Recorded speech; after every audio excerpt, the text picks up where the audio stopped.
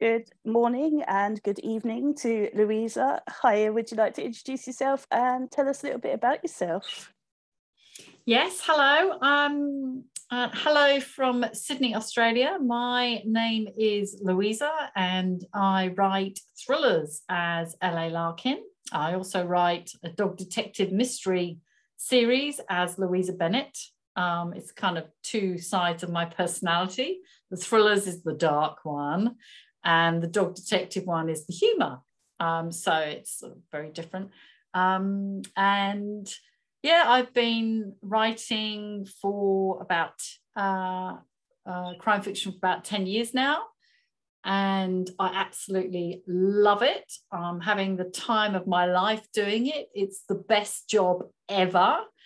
And I've got a lovely publisher and I meet lovely people like Donna through it. And I also teach creative writing. So I teach at the Australian Writers Centre and I teach detective-based crime fiction and also thriller writing. So that's what I do. And this book here, The Safe Place, don't know whether you can see that. Oh, that's not very straight, is it? There you go. That literally came out a few days ago and that is my latest thriller. So that's me. Did you always know that you wanted to be a writer? I guess I did. I've lived in Australia 20 odd years now. I originally came here as a backpacker, fell in love with Sydney. Oh my God, I just went, I want to live here. It's so beautiful. But I'm originally from England. And I always love books, always love reading. I love the idea that you could just shut yourself away and go into this fantasy world.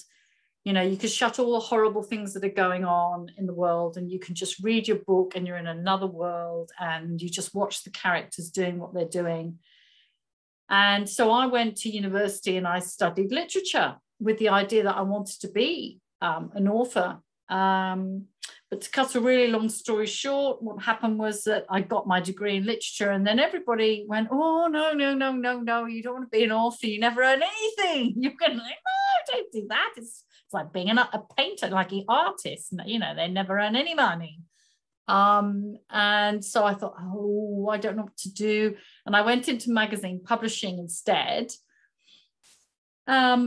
which, you know, I didn't really enjoy. And because I wasn't really doing what I wanted to do. However, being in magazine publishing was good in some ways because it eventually helped me find a job in Australia. So, you know, some good things came out of it. So it took me a long time to be honest with you, I guess to pick up enough courage really to go, okay, all right, I'm old enough and wise enough, hopefully now, lived life a bit, you know, I've moved to another country, I've done lots of things, come on, now's got to be the time to write that book that you've always wanted to write. And so I did actually start writing when I was in a full-time job. And that was when my first book came out, which was The Genesis Floor. And then I went on to write another thriller called Thirst, as in thirsty, set in Antarctica. And at that point, I went down to part-time work because I was trying to balance writing and, you know, the job as well. And it was very difficult to get the writing done. And then eventually I got to the point where I thought, no, I've got to, you know, in for a penny, got to do it. And so I gave up sensible job and became an author. But as I said, I do also teach adult creative writing. And so, you know, that kind of gave me, I think, the sort of stability, knowing that I could do that in the evenings and weekends, and then I could write as a job during the week. So, and that's you know, how it all went. And now I'm full-time, you know, author. Awesome. Sounds amazing. Well, yeah, I just sometimes I wish it hadn't taken so long. I sometimes think, oh, if only I'd done it earlier. But the thing is, though, I think for me, and this doesn't apply to everybody, but for me, to have had those life experiences and to have, I mean, hopefully there's a lot more to come. But traveling, as I did to get to Australia, different people I've met, I think that, and sort of perhaps understanding a little bit better how people and relationships work than certainly I did when I was a teenager, for sure, or even in my 20s. I think that helps me create,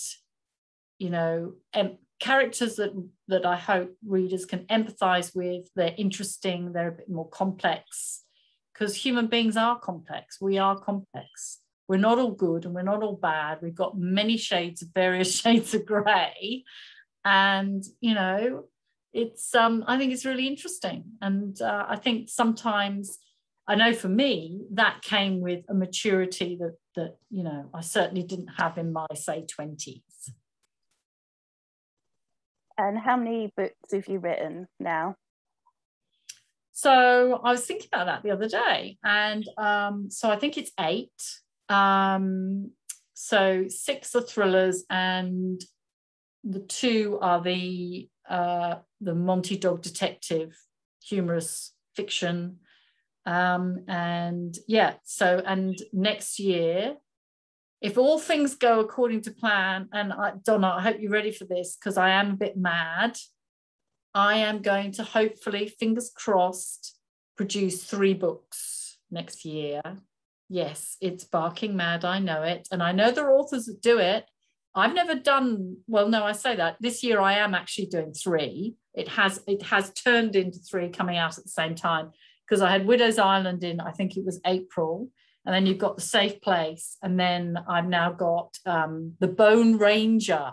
The Bone Ranger is coming out just before Christmas, and that's the dog detective one, in case you didn't get that, with the Bone Ranger title.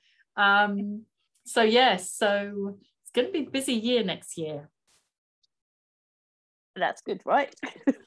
Oh yeah, no, yeah, I'll certainly, I'll be head down, not doing an awful lot, just writing. If you were to be picked up and placed as a character in any of your books, which would you choose? If I was to what? Sorry? Be placed as a character in any of your books. Oh, what, I would become a character, one of them? Yeah. Oh God, I've got some really dark characters in my books. Oh, a few serial killers thrown in here and there. Oh, let me think. Who would I be? Oh, I think I know who I would be, actually.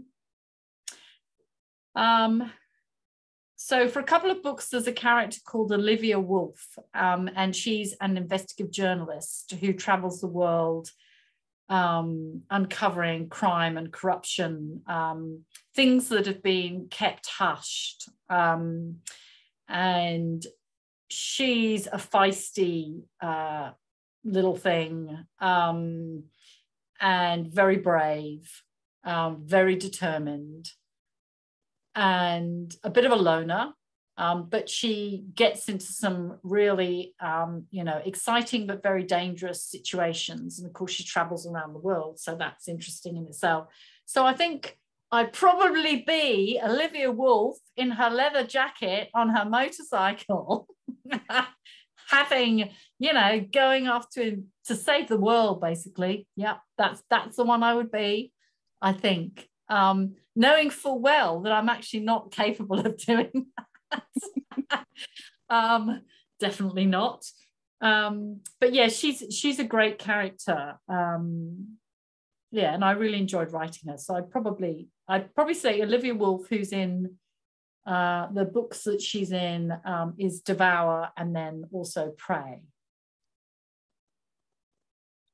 What's the most interesting thing you found out doing research for your books? Well, that's a great question. I love the research aspect of writing thrillers, and I do. I think it's really important, if I can create a credible world for my thrillers, that at least I've done a bit of background research. I'd say probably one of the most exciting moments for research for me was when this was before COVID and before we were all locked down. I was at a festival in New York called Thriller Fest, and it is apparently, I've been told, and it certainly seemed to be the largest thriller festival in the world. So if you love thrillers, New York in July, Thriller Fest, you will meet all the big names of thriller writing. And I mean the big, big, big, big names. It's really interesting. And they will talk to you about how they write. Anyway, so I was there. And then I, at the time, was writing a thriller called Widow's Island, that's set on a remote island off Seattle in Washington in America. And this island is based, the story is based on a real island that I've been to. But anyway, the story of Widow's Island is about a young woman and a woman and her teenage daughter. They move there after the death of her husband, and they want to set up a new life, but it all goes horribly wrong. And it's about the horror of being stuck on an island with a serial killer. And one of the things that I wanted to do was I wanted to have Stephanie Miller is the central character, and she's the main point of view of the book. And there is a particular reason why she is being targeted, which of course I won't go into. But there is a secondary character who's an important point of view, but a secondary point of view, and that is a special agent in the FBI. His name is TJ Sampson, and he has been hunting down this particular serial killer for over 10 years. And what's been intriguing about this killer is that this killer stopped killing for 10 years. So where did he go, and what's he been doing, and all that sort of thing. But to write it, I thought,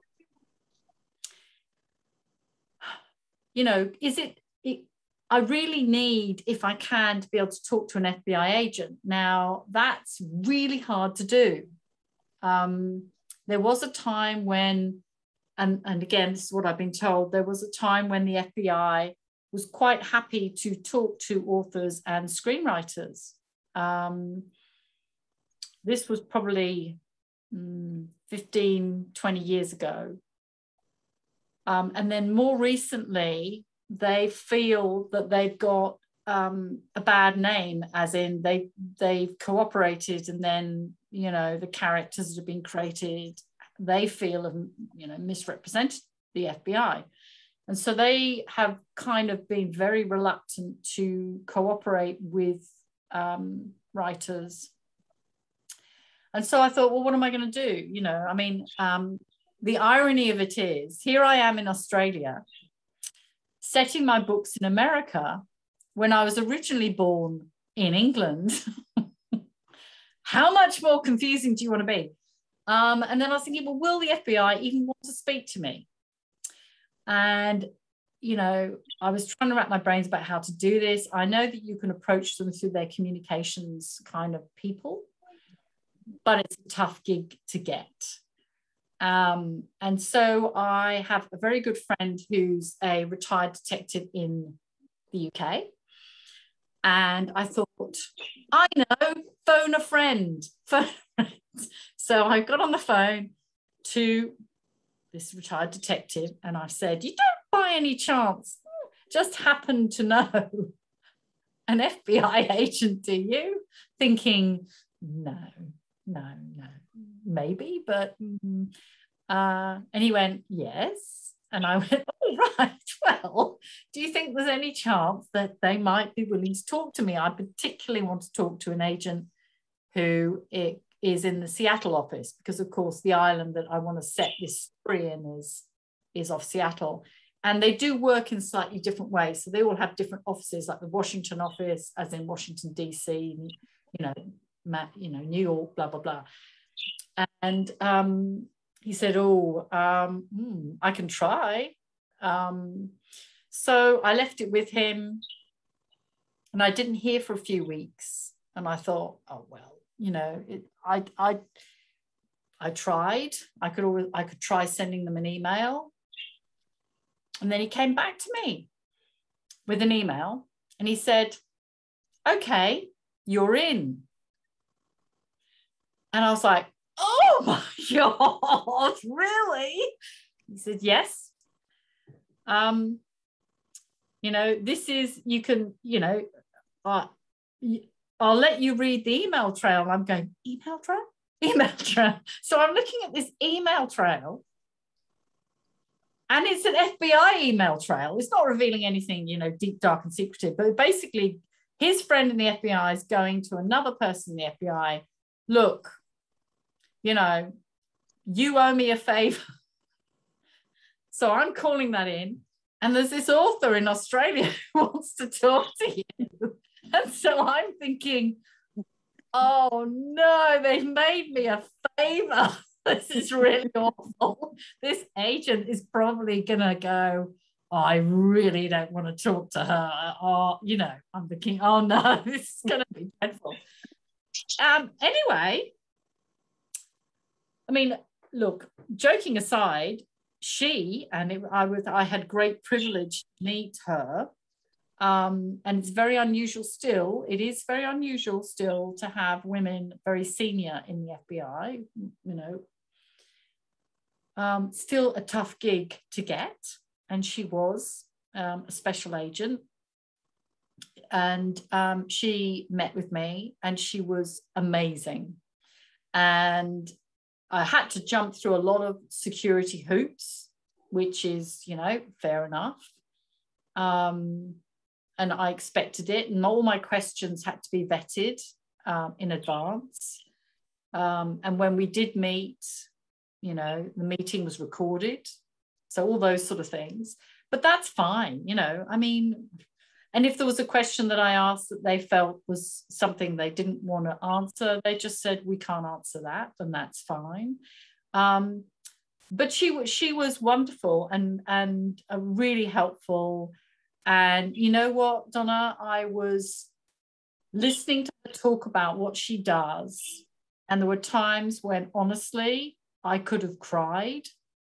Some of the things she was describing, they were so awful. I don't know how she goes home without, her stomach churning, having seen some of the things she's seen. But she was also, talking about family and life. And she made this kind of remark that when she'd finished at Quantico, the Quantico training, and she came out and she got her first posting, she was, young and ambitious and all that sort of thing. But she said, I can't tell you how difficult it is to get a boyfriend when you're in the FBI, because who's going to want to date me, because whoever I meet, they're going to go, oh, she can probably get, with a few taps of the keyboard, can get my whole life story, everything. She said, believe me, it's actually, no, and she laughed about it. But I can imagine, can't you, anyone that's very senior in law enforcement, and I can imagine for a woman, it would be actually very difficult not to come across as, I don't know what the word might be, intimidating, perhaps, I don't know. But no, she was lovely. So I think if I was to talk about a bit of research that I found meeting her really moving, fascinating, And I can honestly tell you the things that she was talking about, she's a very, very, very brave woman. I couldn't do it. I can write about it. No, she was great. So there you go. That's my number one. Awesome. I studied forensics, so I'd love to go to Quantico and to the FBI and stuff and see what they've got. It's like, but the chances are I never will, but I'd love to. Oh, but so you studied forensics? Oh, how interesting.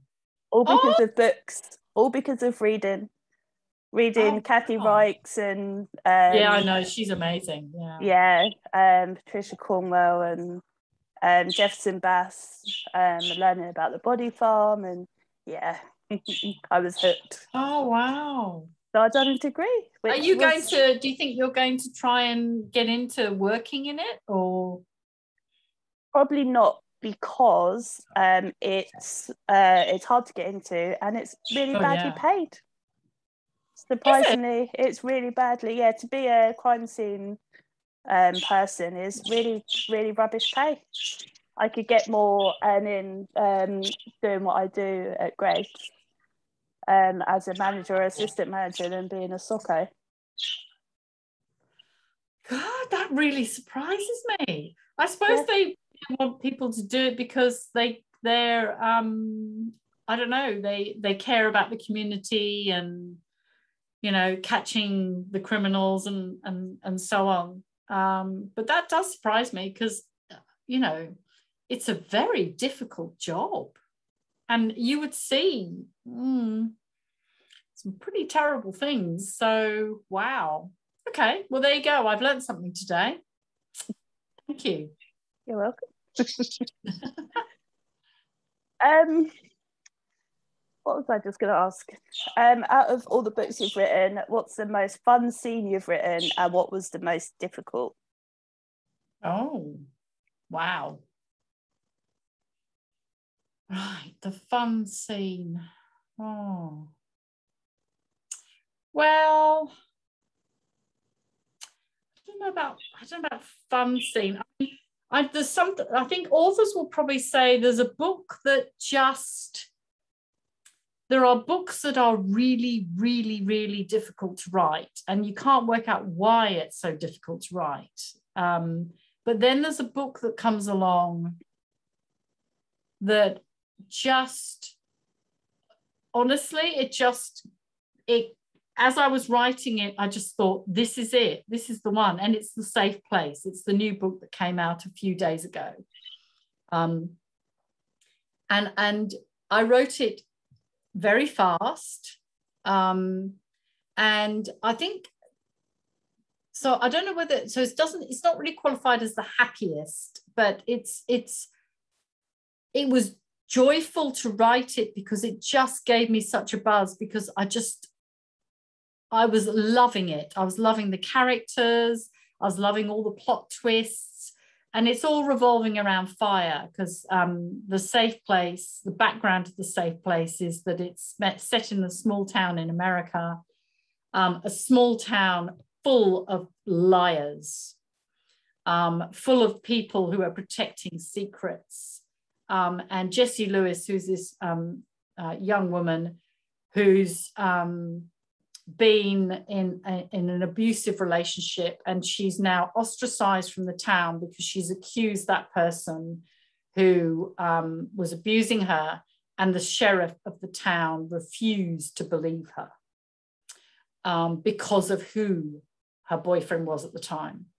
So I won't say too much because I don't want to spoil it, but what happens is that someone is going around starting house fires, and what they are doing, and again, I won't tell you how they're doing it, but they're ensuring that nobody can escape. And so these houses are being deliberately set to kill particular families. Jessie is the only witness to this serial arsonist. Well, he's a serial killer who's using fire to cover up his crimes. and the whole background of fire, wildfires going on in the forest, and the house fires that have been set by the killer. This was all inspired by, and I don't know whether you remember seeing this on television. It was a couple of years ago, but there was a time when Australia was on fire. I mean, I'm serious, like the whole sky was orange and thick with pea soup type smoke.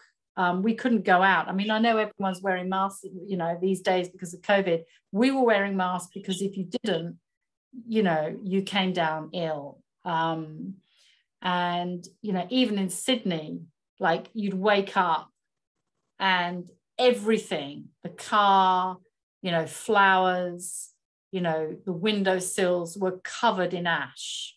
It was really creepy. And, you know, communities, forests were on fire. And so we had a lot of that. That was like a whole summer of being really frightened. And I wanted to convey that fear in The Safe Place, fear of fire, but also of the person who's causing it.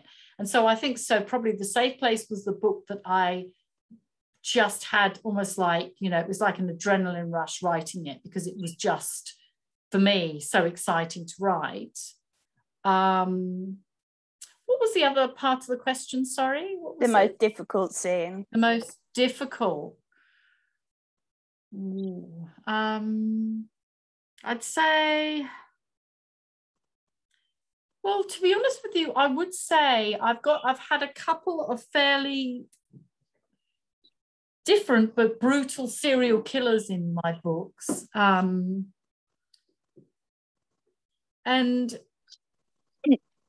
I do tend to give them a couple of chapters that are from their point of view, because I think what it does is it makes you realize kind of the brutality of the way they see the world. But it also creates a real sense of menace and threat to the central character, because you have an idea what they're going to be doing next, and you know, it's not going to be nice. So I think I do find, and well, I have found writing those kind of characters very difficult, because I find they kind of haunt me, you know, because I think when you're trying to, the difficulty of writing a really like a serial killer character and trying to get inside their head to you know, is you kind of imagine the worst of humanity, and it can kind of be a bit depressing and overwhelming. And, you know, so I actually, and that's actually one reason why I also write these Monty Dog Detective, you know, funny books, because it's almost like if I'm going to go to that kind of a dark place for one book, I actually want to write something fun and uplifting with the next one, to be reminded that life is fun and there are lovely things that happen. Because of course, you know, with a kind of cozy mystery, which is what this is, you know, they're completely different. You know, you have a happy ending. You know, you have a happy ending, and you know, nothing terribly bad happens. So it's different. So yeah. So I think the most difficult is writing when a point of view of a killer. Do you hide any secret jokes, messages, or Easter eggs in your books that only a few people would understand? Well, I haven't, and I'm beginning to wonder if I should. No, I haven't. I you know, I know that they pop up on websites and, you know, various things. No, I haven't. I don't know. Do you think I should? I mean, it's up to you, but I like when people say that they do. I quite like, you know, the little things that, you know, mean something to them and to a few people, but most people wouldn't pick up on, probably. Yeah. So no, the answer is no, but I'm going to think about it.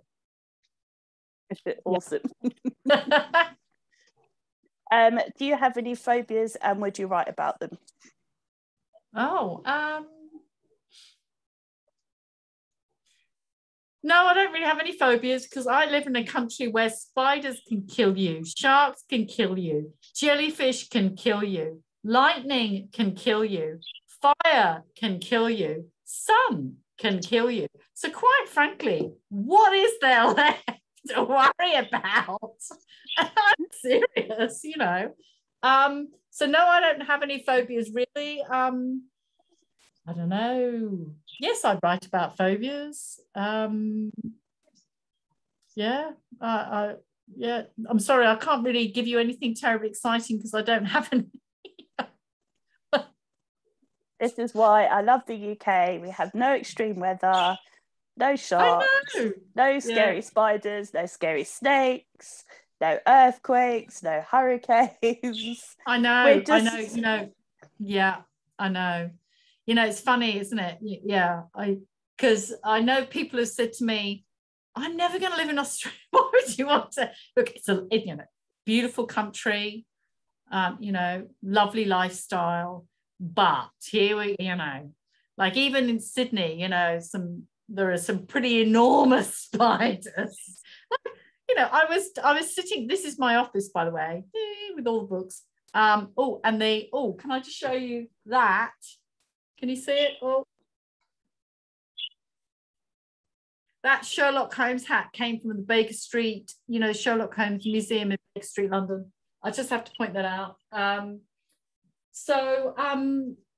Yeah, I was working in here on a book, and I sort of had this feeling there was something moving behind me.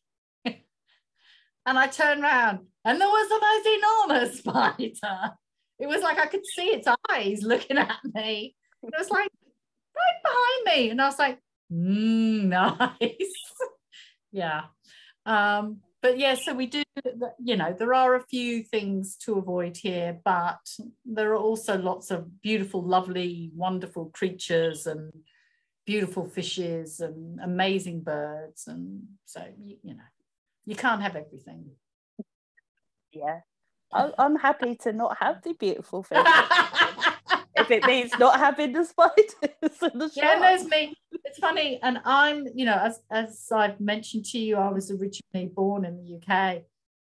You know, and I'm like these big spiders. I don't actually like to kill them.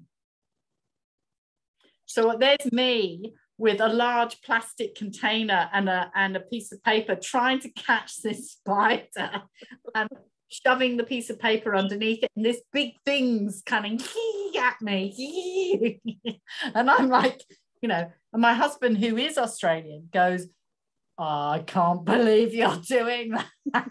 I wouldn't be seen doing that. So there you go. Maybe it's because I wasn't brought up, you know, with them, that I'm like, oh, it'll be all right. I'll take them over the road and put them in the park. Let them scare somebody else. Oh dear. You don't want to be my next door neighbour, put it that way. There'll be a whole family of spiders on the fence. Oh, not for long. Yeah. I mean, I don't think they scare me. I mean, British spiders don't scare me, but seeing pictures of some of the ones, I'm like, oh no, hell no.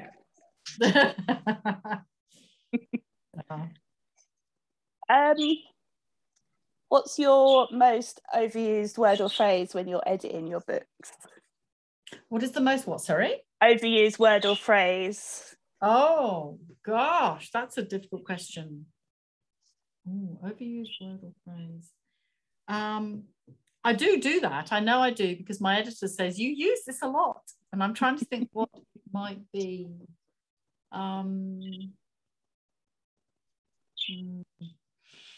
Okay, can we come back to that? I'll have to think about it. I'm sorry, but yes, I think we all do that. Like we all have our kind of set phrases. words that we love. Oh, I know, it was really weird. With one book, she said, you use the word tiny a lot. And I'm going to, I'm like, really? Yeah. She said, yes, I think we need to change it a bit. I said, what are we going to do? Call it little? So I'm like, yeah, okay, we can do little, that's fine. So that was a really weird one. Apparently I had a bit of a thing about tiny at the time. Okay, but that's unusual. Yeah, I know. I was like, oh, I wonder why I suddenly become obsessed by small things. I don't know. Anyway, there you go, tiny. If you were able to spend a day with any author, dead or alive, who would you like to spend a day with? Dead or alive? Oh. Spend a day with, I think it would be Karen Slaughter. Yeah. In fact, where's her book? I've got one of one of my favorite books. Can I go? I'll be 2 seconds.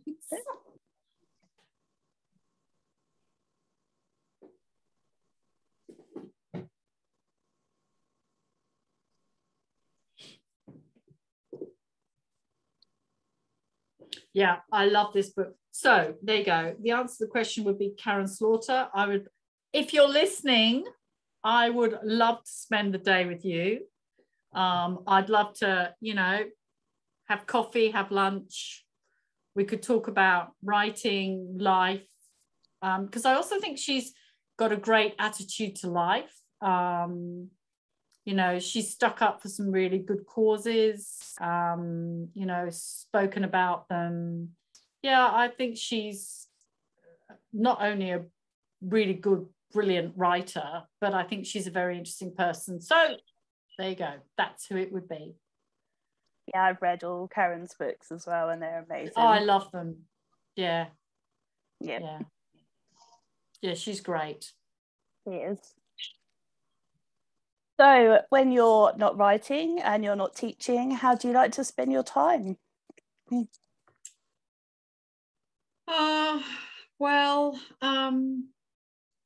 I've got 2 dogs that I like walking. So I take them, they're 2 golden retrievers, and I take them for big walks every day. I like to swim.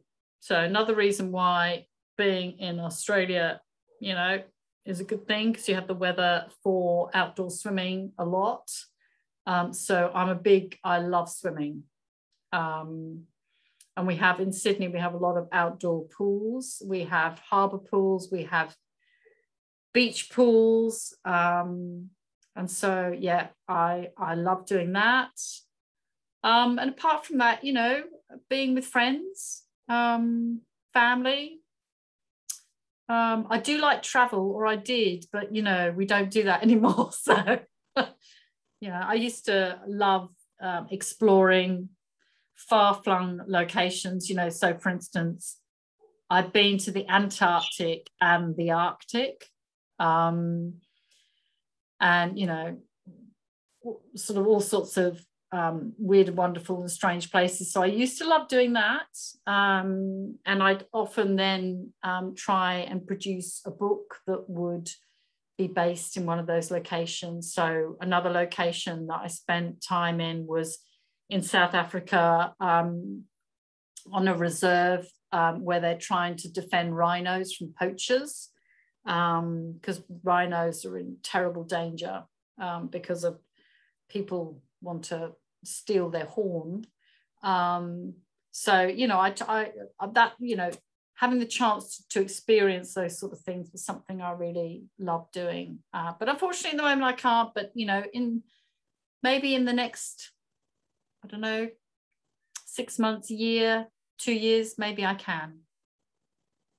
Yeah, it's not forever. Well, hopefully. I hope not. have to think it's not forever, otherwise I'd go nuts, I think. But yeah. I think we all have to think that this is not going to be lasting forever. If you were able to travel to any period of time, forwards or backwards, where would you go? What do you mean? A bit like Doctor Who and the TARDIS? Yeah. Okay. Oh, good question.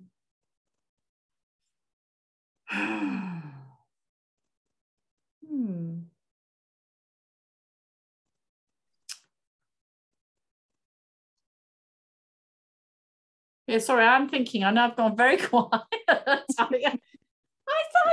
I'm a bit torn. I think going forward into the future, I don't know. What if I really am horrified by what I see? I think that, I don't know, it might be great, but it really might not be. So I don't think I want to go forward. So I think I would be going back in time.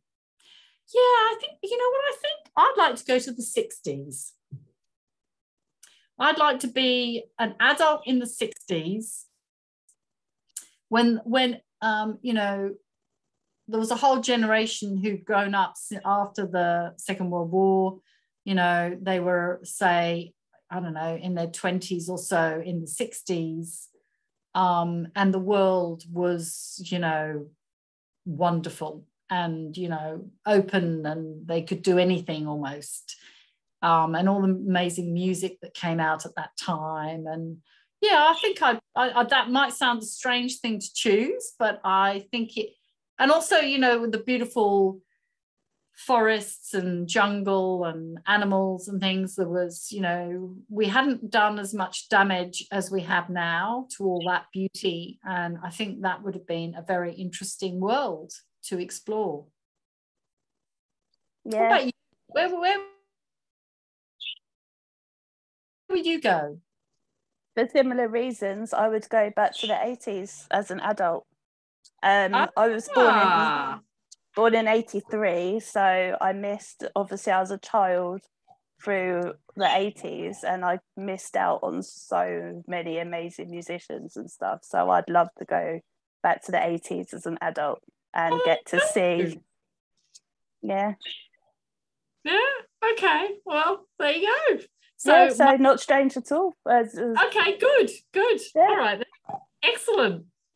Yeah, I certainly don't want to be going back to any pre-medicine and pre-sanitation. No. Just no. And the future is the future, and whatever happens, I'll experience it as we go. That's fine. I don't want to glimpse. Yeah, I'm fine. Yeah.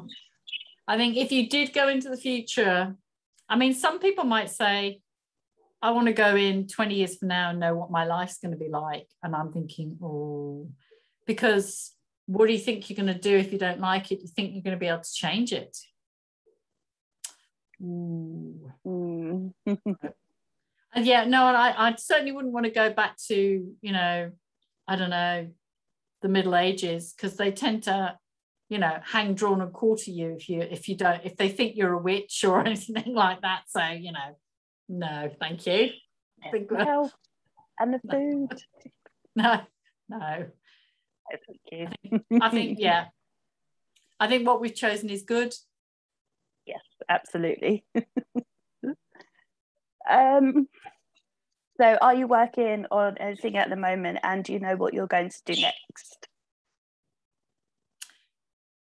So I'm working on, so I tend to write kind of, it depends, it changes. I tend to write you know, crime thrillers, psychological thrillers, but I'm very drawn to an idea which I've got for a series, which is moving a step closer to police procedural, but it's actually about a retired police officer, and I won't tell you exactly what her job is, but her job is not actually the job of arresting people when she was in with the police, and she's not your normal kind of character that you would expect to be to eventually become a PI. So I'm going to sort of, things are going to happen that are going to take her down this route of becoming a PI.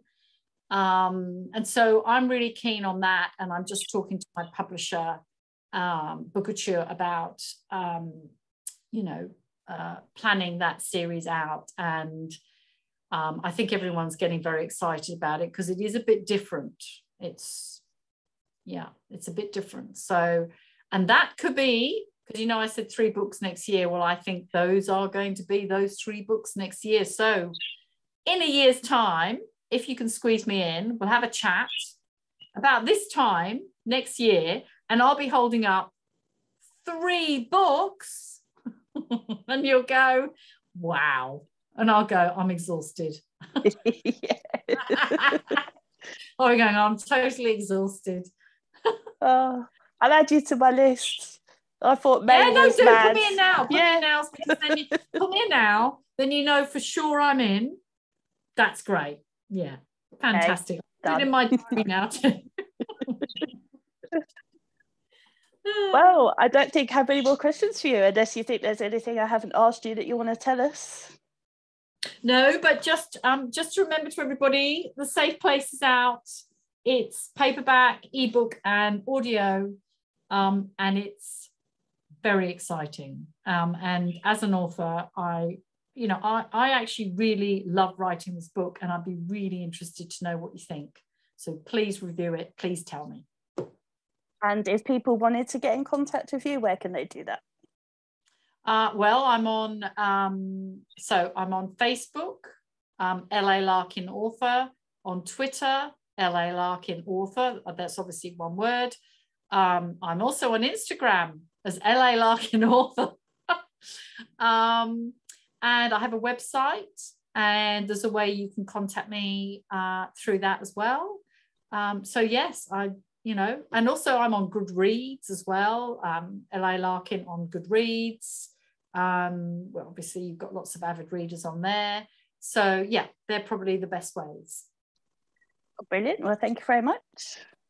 Yeah, no, thank you. This has been really lovely. It's been such fun talking to you. I can see why you're so popular.